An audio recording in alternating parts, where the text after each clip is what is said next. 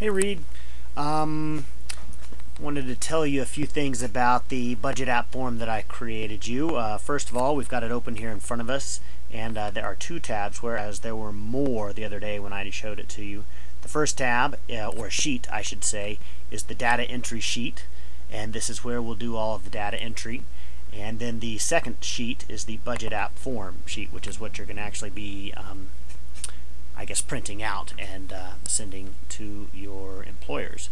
And this automatically calculates, and it has all the values that you requested, and the previously spent does work as you wanted it to.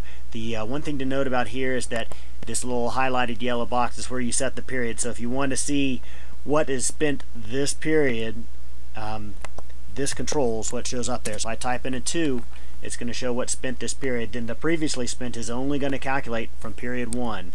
And if we come over here and type in 3, it's going to show you spent in period 3 and what's previously spent. So I think that works just like you like it. But let's go back to the data entry sheet and talk about a few things here.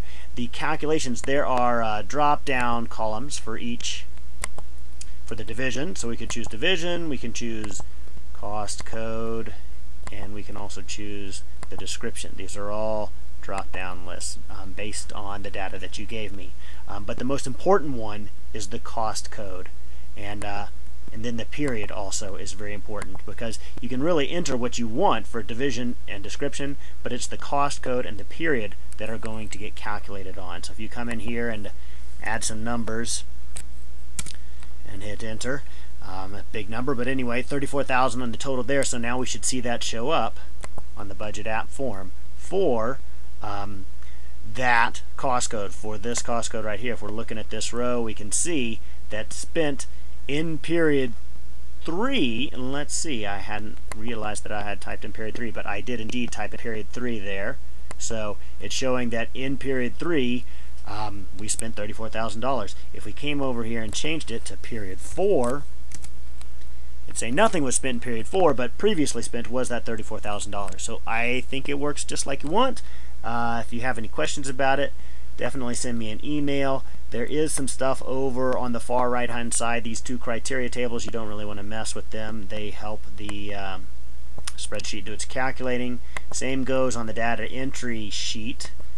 There are some validation tables, and then there's also this test for whether or not the period is less than the period set here on the other sheet.